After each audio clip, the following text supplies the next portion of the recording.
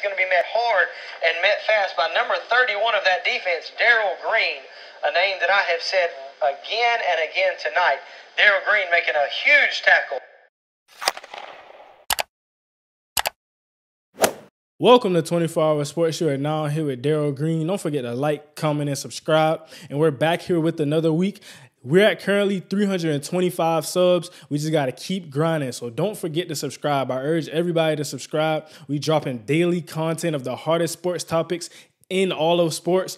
But over this weekend, I think it's safe to say that we've seen the best offensive performance of the weekend from running back Josh Jacobs. There's a couple of things that I want to hit on when talking about Josh Jacobs in regards to that team. But the first thing I want to talk about is just his play.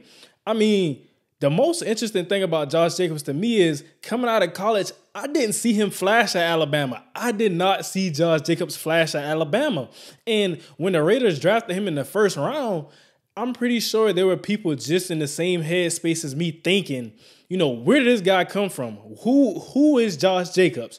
I'm not saying he wasn't a great running back, but a first round guy, I just didn't see that. And he wasn't the dominant main back at Alabama. Okay, we know that's Alabama. They got 5 stars. It's 4th strings. They got a 4th string running back that can possibly be a 5-star. It's Alabama.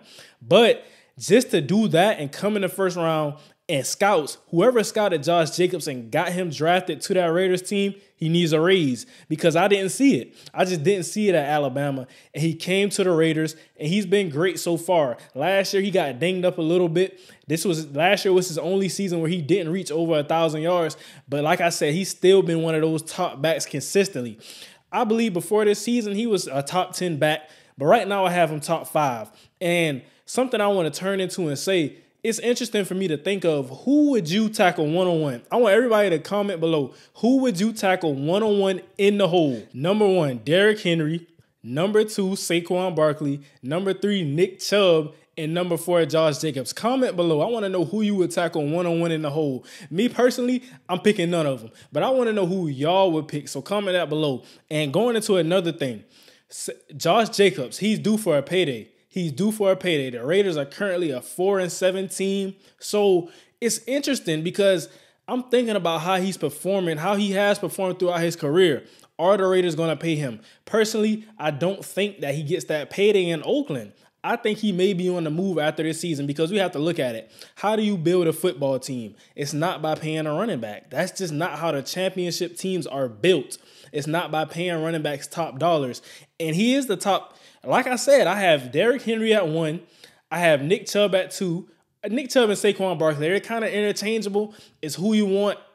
I might have to go with Saquon Barkley at 2, but Nick Chubb, Saquon Barkley, those are the 2 guys after Derrick Henry. And then I have Josh Jacobs, Dalvin Cook, Alvin Kamara, other guys you can put in there. But I believe Josh Jacobs is just, he's a bell cow back. And why I say that, if you look at Josh Jacobs' statistics, just purely statistics, every time he rushes over 20 attempts, he has 100 plus. There was one game out of all of the games this season that he's rushed over 20 times and didn't have 100 yards. So he's a bell cow back. And with those type of running backs, you have to give them the ball. That has to be the center of your offense. And I just don't believe, see, the thing about the Raiders that frustrates me, I don't see an identity because one game they're feeding Josh Jacobs and then the other game they're feeding Devontae Adams and then one game they want to feed Darren Waller and Hunter Renfrow. Those guys have been hurt, but you get the gist of what I'm saying. It's not an offensive identity. And I believe the great teams have an offensive identity. Kansas City, they have a passing identity. They're going to get the ball to Travis Kelce one way or another. They're going to get the ball to McCole Hardman one way or another.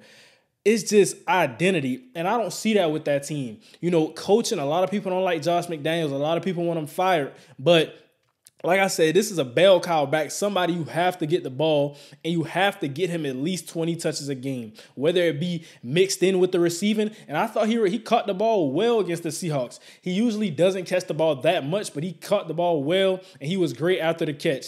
And it's just looking at that, I don't see him staying on this team after the season. Now, there's always the possibility they can franchise him, but we know how the franchise tag works. A lot of guys don't want to work under that. A lot of guys don't want to play under that, and especially with running backs because your shelf life. You don't have when do you see a running back? It's rare that you will ever see a running back be satisfied with being on a franchise tag. Zeke, We seen it with Zeke. He was holding out because he didn't want to be franchise tagged. Lamar held out of training camp. These guys don't want to be franchise tagged anymore, and they're willing to do what it takes to get their money. So it's going to be interesting to see. I think that the Raiders have too much problems to even try to pay him. Your defense needs to be the main focus of this offense, of this offseason, and your offensive line needs to get worked on. You got the left tackle, Colton Miller. You paid him, but outside of that, it's just not a great offensive line. It's not a great defense. You got Max Crosby. You got a couple guys, but I don't like that defense. I don't believe it's enough talent to get you to where you want to go.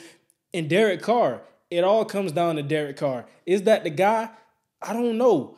All before I believed he was the guy, but he got Josh Jacobs. He got Devontae Adams. And while Hunter Renfrow and Darren Waller have been injured this season, I'm just not sold on it. I'm not sold on it. But like I said, it's going to be interesting to see what they do with Josh Jacobs. I have him as a top 4 back.